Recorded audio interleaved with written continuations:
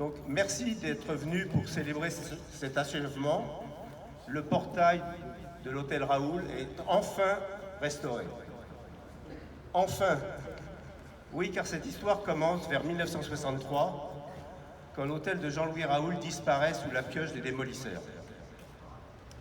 Cet hôtel, bâti dès 1604, l'un des premiers, si ce n'est le premier, à avoir adopté cette disposition entre cour et jardin, avait perdu beaucoup de ses superbes. Tout comme beaucoup de ses semblables du Marais, il avait subi les outrages du temps. Mais hélas, et contrairement à eux, le mouvement de sauvegarde initié par le Festival du Marais et concrétisé par la loi Malraux arriva pour lui juste un peu trop tard. Il fut le dernier à être démoli en totalité. Constatant ce saccage, M. Laprade, qui était l'architecte des bâtiments de France à l'époque, demanda toutefois de préserver ce qui pouvait l'être encore. C'est ainsi que le portail ne sera pas détruit. Pas détruit, mais sera-t-il sauvé pour autant? Sa situation administrative est alors bien précaire. N'étant pas détruit, il n'est pas inclus dans la mesure d'alignement de la rue Beautreillis, que l'on voit ici. Mais il a déjà été par contre soustrait du terrain derrière où le bâtiment nouveau a été construit. C'est ainsi que cette petite parcelle, où est le portail, reste légalement la propriété des lointains héritiers de Jean-Louis Raoul. Ces héritiers savent-ils qu'ils en sont propriétaires? Veulent-ils l'ignorer? Toujours est-il que le portail reste sans entretien. Très vite, son état inquiète. Grâce à notre historien de la rue Beautreillis, Olivier Siffrin, j'ai eu connaissance d'une intervention en date du 11 janvier 1975 au Conseil de Paris, où les conseillers du 4e arrondissement, Madame Monique Garnier-Lançon, Messieurs Pierre-Charles Krieg et Jean Rousseau, exposent ce que je vous dis.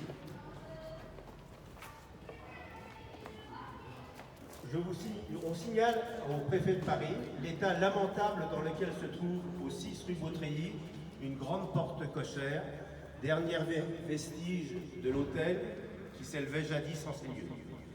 Cette porte ayant été heureusement conservée, il importerait qu'elle soit normalement entretenue. Le préfet de Paris répond le 19 février suivant. L'immeuble dont il s'agit n'est pas protégé au titre de la législation sur les monuments historiques. Toutefois, l'attention de Monsieur le secrétaire d'État à la Culture a été appelée sur l'intérêt présenté par cette grande porte cochère, dernier vestige de l'hôtel qui s'élevait jadis à cet emplacement. Ainsi, aujourd'hui, 50 ans plus tard, nous avons répondu aux souhaits de ces élus. C'est sans doute ce que l'on nomme le temps long de l'administration. Cette première application des élus locaux est loin d'être unique. Pour ma part, j'ai rencontré Mme Bertinotti et son architecte, M. Berthelot, dès juin 2004. M. Christophe Girard et Paco Brupin m'ont beaucoup encouragé à déposer des projets de restauration grâce au budget participatif. Hélas, sans aucun succès, puisque à l'époque, ce portail était un bien privé.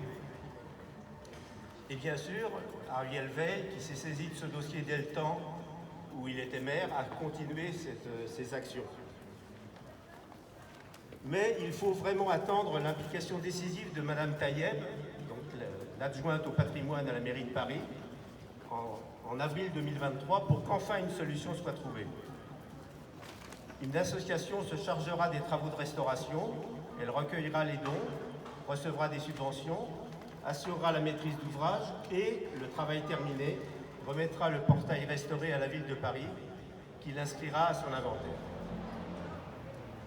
Grâce aux plaidoiries efficaces de Mme Corinne Faugeron et de M. Aurélien Véron, les votes au Conseil de Paris-Centre et au Conseil de Paris ont entériné ces accords.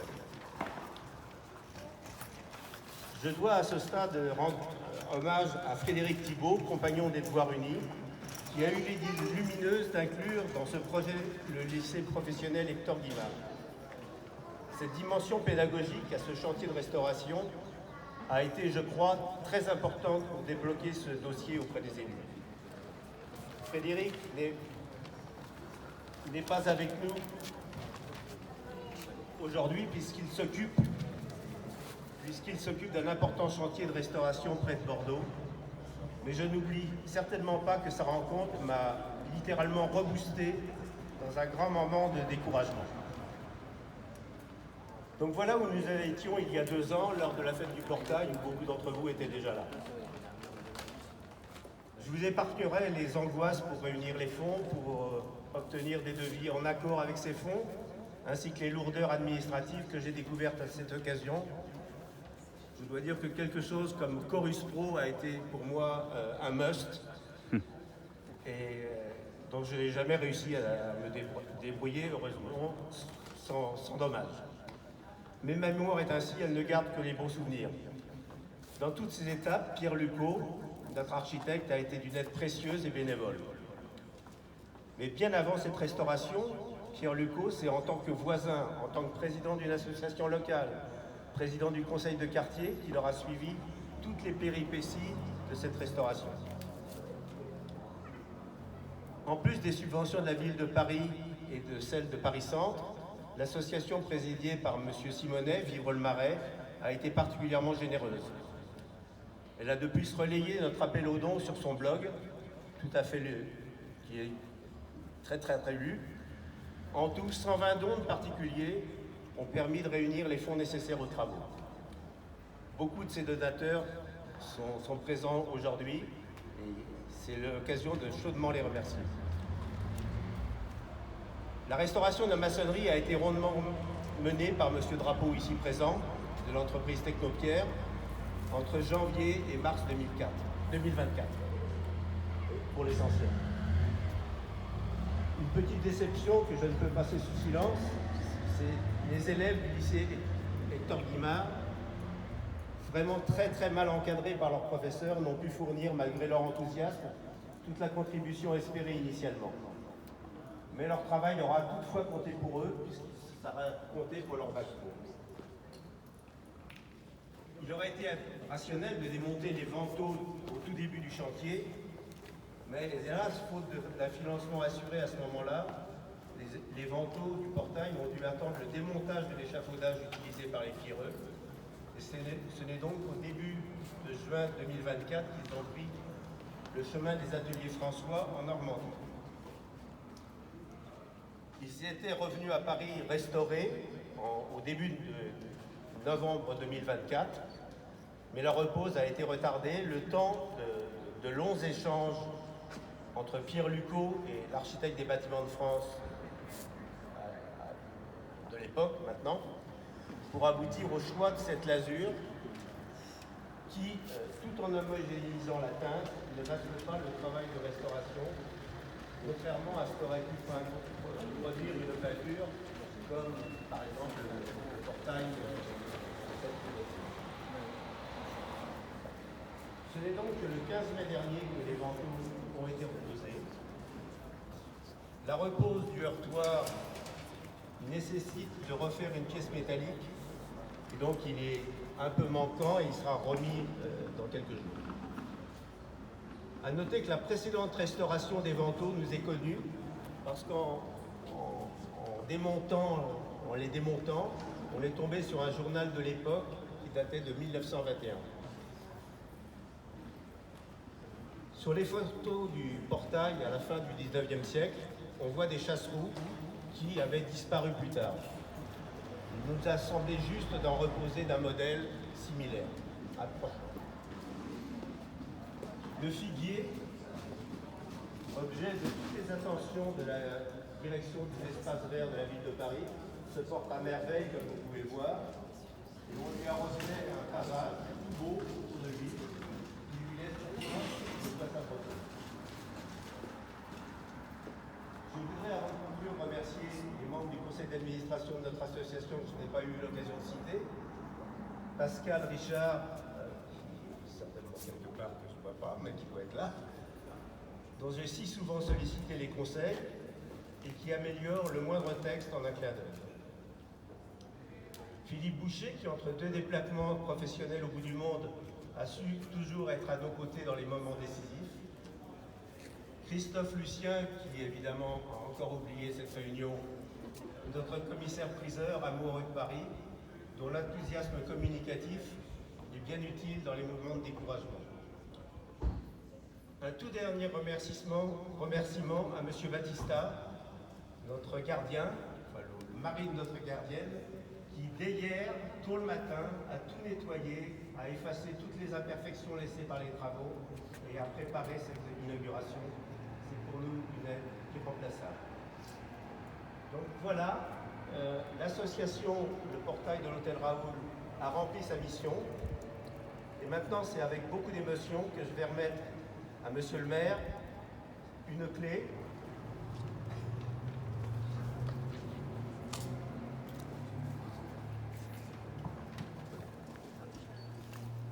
Donc une clé qui, si elle n'ouvre aucune porte, fait entrer le portail dans sa nouvelle famille d'accueil. Bravo.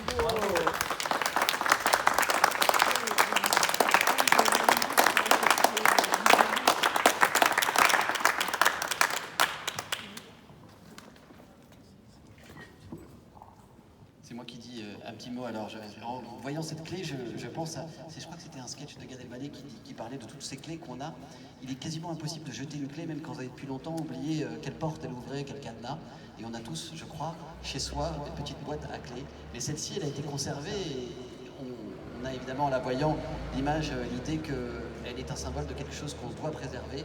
Moi, je voudrais féliciter et d'abord remercier Michel Cribier pour beaucoup de choses. Évidemment pour ce portail Raoul, mais aussi d'avoir remercié tout le monde, ce qui m'évite d'avoir à remercier un par un toutes les personnes que Michel Cribier a saluées avec la gratitude de celui qui a tellement coordonné, qui sait exactement ce qu'il doit à chacun et chacune d'entre nous ici, et le remercier pour cette... je ne sais pas comment le dire, cette détermination, cet entêtement même parfois.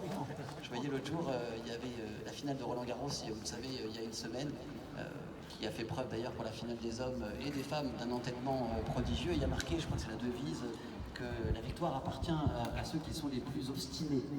Et je me demandais si obstiné pouvait être un mot qui n'était pas péjoratif, et en l'occurrence il peut ne pas l'être. Et s'il n'est pas péjoratif, alors je voudrais l'employer pour Michel Cribier et dire qu'il était un véritable obstiné. Mais effectivement, la victoire, en tout cas les réalisations, les succès, appartiennent à ceux qui sont obstinés. Et je crois que parmi les obstinés, il faut en effet citer, et je regrette qu'elle ne soit pas là, Karen Tayeb. Vous l'avez dit, Michel, Karen a été opérée en urgence jeudi ou vendredi, et à son immense déception, elle n'est pas aujourd'hui avec moi, alors qu'on avait une série presque de déplacements de Saint-Eustache ce matin, ici au Portail Raoul, à cet après-midi, à la fois des activités avec le Conseil local du handicap. D'ailleurs, je vous invite, si vous voulez, juste après, à aller de l'autre côté de la place des Vosges. C'est littéralement la même rue. Vous avez la caserne des Minimes qui est dans la continuité de cette rue Beautreilly. Et il y a des activités, des concerts toute l'après-midi dans le cadre du Conseil local du handicap et de la journée du handicap. Et puis avec le concert, le début des festivals des cultures juives, on voit des gens qui vont sûrement faire ce trajet-là aussi pour la mairie tout à l'heure. Mais saluer donc Michel Cribier, je salue aussi Corinne Faugeron qui est là, qui d'ailleurs au début de ses opérations, d'abord c'est une super voisine, Corinne, elle a connu, et elle a très bien connu Lucot, monsieur Pierre Lucot que vous avez cité tout à l'heure, qui effectivement été président du conseil de quartier. Il y a un autre président du conseil de quartier, un ancien président du conseil de quartier qui est là, c'est Alain Jeunel, qui a été lui aussi quelqu'un d'extrêmement actif pour la préservation du patrimoine. Alors ces terres sont un tout petit peu plus à l'ouest dans le 4e arrondissement, mais enfin parfois il arrivait que les conseils de quartier s'interpénètrent, et dans le cadre d'ailleurs de la création de Paris Centre, on a pu en redéfinir les frontières. Corinne est donc non seulement une voisine, élue depuis longtemps de la mairie du 4e, avant même que je le sois, et elle a soutenu également ce projet. Mais c'est vrai que Karen Tayeb, d'abord élue d'ailleurs du 4e arrondissement, il faut s'en souvenir, au patrimoine et à la mémoire et à la culture aussi, avant de devenir l'adjointe de la maire de Paris en charge du patrimoine, on le sait avec quelle obstination elle aussi, et c'est une très grande complice à moi quand il s'agit de trouver des tours de passe-passe, que ce soit budgétairement ou administrativement, et nous aussi on a découvert, on n'a pas tous fonctionnaires, on a découvert nous aussi des subtilités du budget. Alors, il y a des règles qui s'expliquent et qui sont compréhensibles, d'autres dont il faut se jouer. On a réussi à le faire avec cette création d'association, des amis du Portail Raoul, avec la manipulation, y compris pour que la mairie de Paris Centre, et nous y tenions, puisse financer indépendamment, plutôt en complément de la ville, puisque ce sont deux entités administratives distinctes, la mairie de Paris Centre, la ville de Paris. Eh bien, il a fallu avoir recours à des stratagèmes qui ont pris un petit peu de temps, et parfois, je le regrette, pu plonger Michel Cribier dans des affres de l'angoisse à certains moments, et je dois le remercier non seulement de son entêtement, d'avoir parfois avancé ses fonds et toujours son temps, sans compter. Et je voudrais remercier ceux parmi vous que je ne connais pas et qui ont contribué, quelle que soit la hauteur de leur contribution à ce financement. Vous avez cité Gérard Simonet, c'est juste de rappeler qu'avec Vive le Marais et avec le tirage important de Vive le Marais, il a défendu dans ses colonnes très souvent ce projet. Cité aussi la Société historique, la Cité, qui a écrit sur le sujet du portail Raoul. Je suis un peu rassuré en entendant que ces débats au Conseil de Paris avaient 50 ans. Je ne m'en rappelle pas, je crois que j'étais même pas né ou tout juste quand ils ont eu lieu. Je n'ai même pas connu le maire Pierre-Charles Krieg. Je l'ai connu de nom, j'ai connu en revanche Dominique Bertinotti, qui a été maire à partir de 2001, mais c'est dire que parfois ces projets prennent beaucoup de temps. Il est vrai aussi que dans ce même temps, nous avons énormément, et là aussi ça doit beaucoup à Karen Tayeb et au soutien et aux contributions qu'elle a pu obtenir, et de la confiance qu'elle a pu aussi obtenir aussi de la maire de Paris, Anne Hidalgo, a su débloquer des budgets extraordinaires pour toutes les églises qui nous entourent, de l'église Saint-Louis en Lille, de l'église Saint-Gervais, Saint-Protais, je pense à Saint-Paul, Saint-Louis également. Enfin, je ne connais pas une église pratiquement, je ne connais pas une fontaine, à part peut-être celle du Palmier, mais ça va venir très bientôt, que nous n'ayons pas rénové, restauré dans les dernières 10 ans. Dans les derniers 10 ans, et en particulier dans les derniers 5 ans, je crois que l'effort de contribution de la ville. Et c'est vrai qu'un portail comme celui-ci, donc manque quand même, vous l'avez rappelé, mais il manque derrière l'hôtel particulier, eh bien, c'est considéré comme peut-être ce que Karen Tayeb avec d'autres appellent le petit patrimoine. C'est du patrimoine, mais c'est du petit patrimoine parce qu'il en manque la plus belle pièce. Mais vous avez su défendre aussi l'existence, la préservation d'un petit patrimoine qui intéresse, c'est normal, moins l'État, la DRAC, le ministère de la Culture, qui a fort à faire avec le patrimoine, le grand patrimoine national, qui n'est pas toujours financé, contrairement à ce qui se passe à Paris. On sait les difficultés qu'en France on a à financer ce patrimoine. J'espère qu'un jour, peut-être, on aura les secrets de l'histoire et Stéphane Bern viendra s'intéresser au portail Raoul. Mais je crois qu'il en a déjà parlé d'ailleurs une fois, parce que c'est l'hôtel derrière et cette vie qu'on peut imaginer qui est extraordinaire. D'ailleurs, ce bâtiment est presque le seul qui détonne dans la rue Beautrilly et d'une manière générale dans ce quartier qui est situé entre Saint-Paul et la Seine, où beaucoup de films se tournent parce que c'est un des seuls endroits où on peut retrouver l'esprit. Il y a quelques immeubles qui appliquent le nouvel calibrage de la rue, vous les repérez. Souvent je dis aux jeunes qui connaissent moins, je dis dès que vous avez un immeuble qui est un petit peu en retrait, c'est qu'il est plus tardif. En l'occurrence la date est marquée sur l'immeuble, il est plus tardif puisqu'il applique les élargissements successifs de la rue, ne s'applique que la reconstruction. Mais à contrario, vous voyez avec tous ces hôtels particuliers, les 4 coins d'ailleurs de la rue Beautrilly, de cet angle avec la rue Charles V, sont sertis d'hôtels particuliers. Il ne manque que l'hôtel Raoul, et c'est paradoxal parce que c'était l'un des plus anciens, en tout cas c'était l'un de ceux qui portaient la trace, et vous l'avez dit aussi, de cette construction avec cour et jardin. Cour et jardin, on peut imaginer qu'il traversait donc jusqu'à la rue du Petit Musc, et si vous en voulez imaginer ce que ça pouvait être, eh bien, on a l'hôtel de Sully, alors de manière éclatante, qui porte la trace, qui héberge d'ailleurs le centre des musées nationaux, juste à côté, à l'hôtel de Sully. Mais voilà, quel chagrin que d'avoir détruit cela. Et vous disiez tout à l'heure qu'il n'avait pas été sauvé, il s'en était fallu peu pour qu'il soit sauvé par la préservation du patrimoine, mais c'est Corinne qui me le dit, et je ne sais pas quelle est sa source, on va lui demander après, que ce n'est pas tout à fait un hasard que sa destruction a été accélérée, a sans doute été accélérée pour pouvoir le faire juste avant la mise en place des lois Malraux et de la préservation du patrimoine, avec ce secteur de protection, ce PSNV, cette protection et mise en valeur du Marais, qui, vous le savez, est toujours effective et qui va, le PSNV, entrer en révision.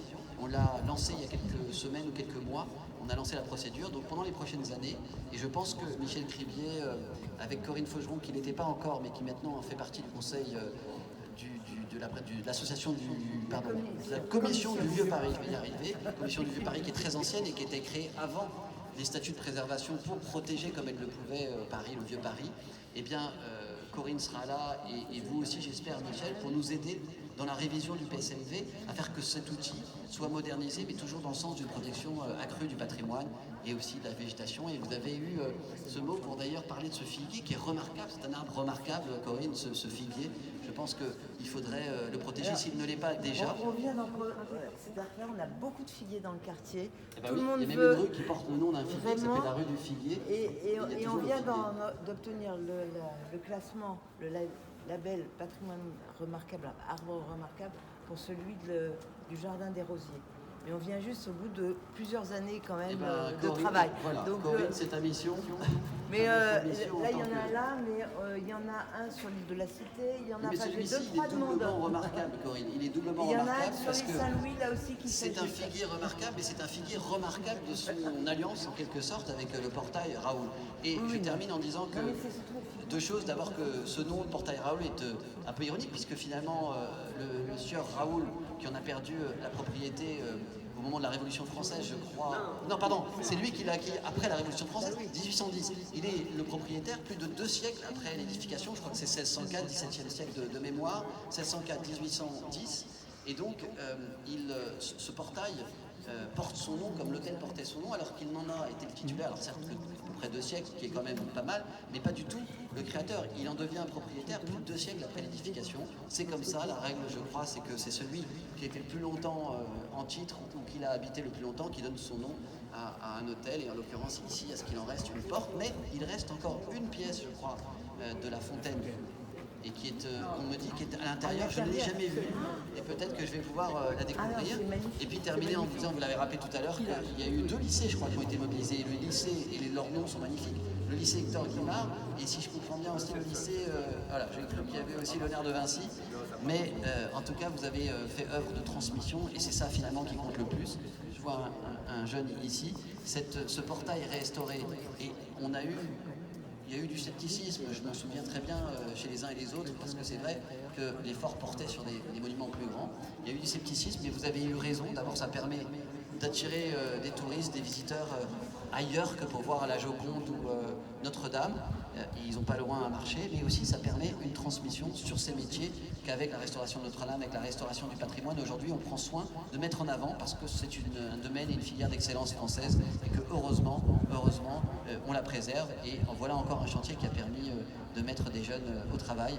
Et pour ça encore, je vous dis, avec Karen Taïeb qui est associée à moi, pour la ville de Paris, pour la mairie de Paris-Centre, Michel Crébier et tous les contributeurs ici, merci.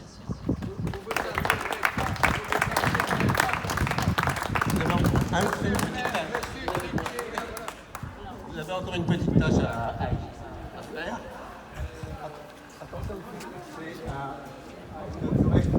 Enlever ce petit voile qui masque la... Avec vous, Michel, alors peut-être avec l'artisan, bien sûr. Monsieur, je vous en prie quand même, allez. Avec nous, et va bien Corinne, et puis... Allez, hop. Et j'ai cru voir Aurélien Véron là, qui est arrivé, je salue, qui a été salué tout à l'heure. 1, 2, 3. Bravo.